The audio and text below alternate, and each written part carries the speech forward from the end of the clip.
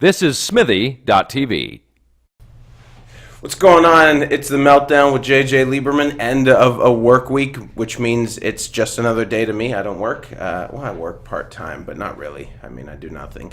Anyways, we're trying to live stream this right now, and a tweet went out. So for all you guys on Twitterverse that are so excited and watching this live, you might not be watching it live. You might just be watching the recording, so it might be irrelevant anyways.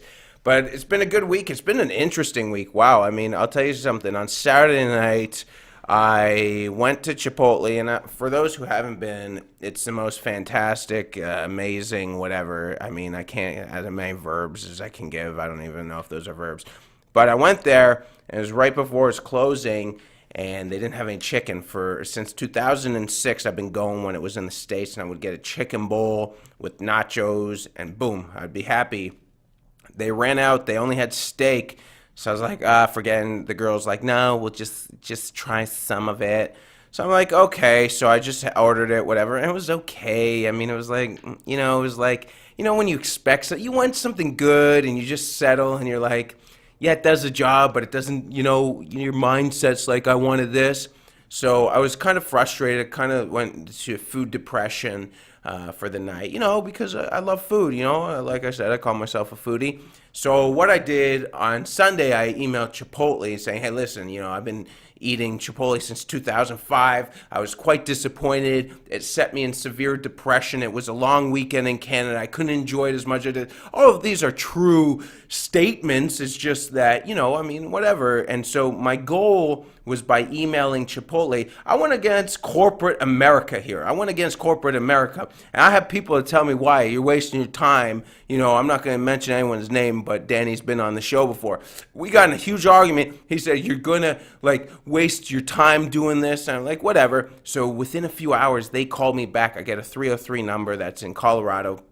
They're like, is this JJ Lieberman? I'm like, yeah, and it was someone from Chipotle. She's like, well, we heard about the situation, what's going on? I'm right, okay, here we go. I got corporate America on the phone. I'm going to beat the system. I'm ready. I'm telling you, I'm ready. I'll go to court with this shit because I wanted the chicken and not the steak. And she's like, what happened? I told her what happened. She's asking very specific details, like what time did I go? And I knew what it was. I told her. She's like, well, did you get really sick? I was like, yeah, I got sick from it. And then she's like, what kind of symptoms? I go, I got nauseous. And she's like, oh, okay. Did you get diarrhea? I'm like, I don't even know you. This has been 5 minutes. You asking me if I've got diarrhea on the phone? What are you doing? Conducting are you even a doctor? Are you going to diagnose this? You're some fucking customer service rep for Chipotle, and you're asking me if I have diarrhea, and the phone conversation probably getting recorded. The chance that I do get famous, that's what's going to go viral. It's going to be, oh, here's this aspiring comedian. Oh, yeah, I get diarrhea from steak. So I'm like, no, but what, and she's like, well, we have to,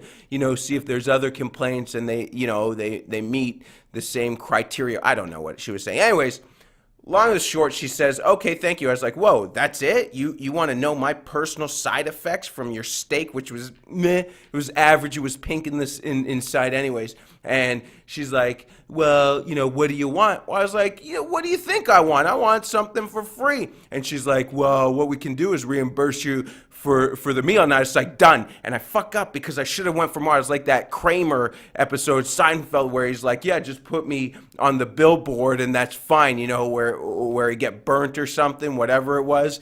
And that's where I screwed up. So they said, okay, we'll give you the free meal. They'll send me a coupon for it. But I should have maybe a week's worth of Chipotle. I should have asked for the year. That was the main intention, when I spoke to Danny about this, he said, you'll never get a year. But I'll tell you, the point of this story is you can go up against corporate America and you can beat them. I didn't beat them by a lot, but I did win that one, and there's going to be lots more. I do that with all the food time. I went to the Keg. And I beat the keg. I beat the system every time. And people are like, because I always have those keg candies. People are like, how do you get them all the time? They think I'm a baller from eating at the Keg. It's a steakhouse, a middle-class steakhouse if you've never been. You spend $100. But I don't eat there what I do, I'll walk by a keg and I'll walk in there. I'm like, yo, my family and me just left, but I didn't get any of those candies. Like they give the candies with the bill, but the candies are special. It's not like regular mint candies. They have like chocolate filling on the inside. It's the version of the Boston cream donut in a candy. So I go in every time I walk by one and I just refuel, and they're like, they don't know, they don't ask questions. I'm like, hey, I was just here, could I get some more candy? Take a handful, boom, I'm good for the week. So I know how to beat, like I should be doing more with my life, or maybe I should be talking more about some of the brilliant subjects that I don't even know where I'm going. I can't use words. If you could see inside my head, you could see the genius, but when it comes out in diction, it's like, oh, this guy's an idiot. Anyways, also, another online date incident. Met this girl online from the website Plenty of Fish. Got very good looking girl. She lived in my neighborhood. Exchanged phone numbers. And she said she find me very good looking. I said, well, if we hang out and there's a physical connection, would you be opposed? And I wrote question mark. And then she wrote, opposed to what? Question mark. I'm like, and she's like, no, I don't. I said, well, I don't know, hook up? Would you be opposed to hooking up? And she writes, seriously, question mark, don't ever message me again, you Plenty of Fish pigs. I'm like, first of all, I'm no fucking pig. If I told you what I want to do when we hooked up, then you would call me a pig. But by just insinuating I want to hook up, that's not pig. That's just me being honest. Like, what do you want? How about if when next time some woman message me and she's like, let's go out to coffee for coffee and get to know each other, I'm going to write, seriously, you want to be mentally I don't know what it is, like objectifying my brain. Like, I don't know if that makes sense. It does make sense, but like, that's how I feel that you women treat me, is that you just want to suck everything out of my brain, but if the fact is, if we hooked up and it was great, I would listen more. Maybe you should take that into consideration. Why do I always have to sacrifice? Nobody ever sacrifices for me. It's always like meet you, take you out, or even if we're splitting the bill, it's still at least an hour and a half of conversation of life that I have to lie about anyways. Like tell you, yeah, I come from a nuclear family, everything's good, and then I get in 2 months about how both my parents are crazy and on their third marriage and shit like that, and then you're like, oh, what a weirdo. Well, I can't tell you right away. I mean, fuck, just let's hook up and leave, whatever. And I'm gonna end on this. Okay, serious shit. Mark Cuban, I don't know if you saw this interview this week. When this airs, it'll be a week ago, so whatever. He was talking about, the whole Donald Sterling, whatever. Okay, I'm not going to get into Donald Sterling, but what Mark Cuban was talking about, he was getting interviewed and talking about prejudice, and he said, listen, I'm prejudiced myself. I mean, if I'm walking down the street and I see a black guy with a hoodie on, I'm going to cross the street. Okay, whatever, he's being honest. But then he said, if I saw a white guy with a shaved head and tattoos, I'm going to walk back to the other side of the street. And people went nuts.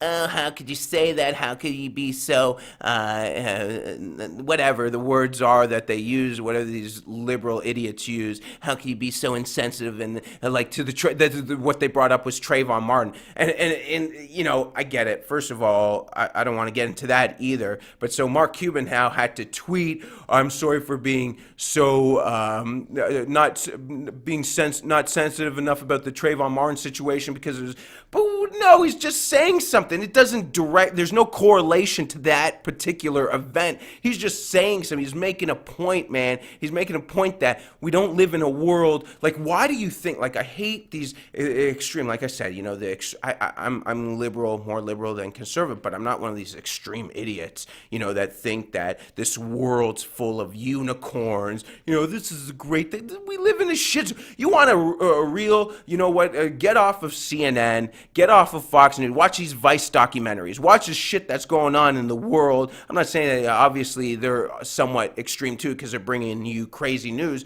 but you think this is a perfect world where, if you want to be a feminist and something like, I believe in equality, but you want to be a real feminist, move to India where those women are fighting for their rights. They're literally fighting for their rights. There's a gang of women fighting for their rights. That's real feminist. Don't give me this. And you want to be some, I'm a perfect human person oh, you're so insensitive to Trayvon Martin. Then get out there and do something. Don't just tweet it. That's a problem with fucking Twitter and Facebook. You people have too many opinions about everything. And granted, I know I'm coming from different opinions on something like that, but, I stick behind my opinions. Anyways, guys, this has been a fantastic episode, I have to say. I don't know how many people are going to see it. Good times, I like doing the solo rant. I always say this, but check us out on iTunes, The Meltdown, Smithy.tv, and go to our website. There's so many good shows. This network is going to blow up, and we will accept bandwagon jumpers. Anyways, okay, guys, I'll see you next week. Have a great weekend. JJ Lieberman, and we're done.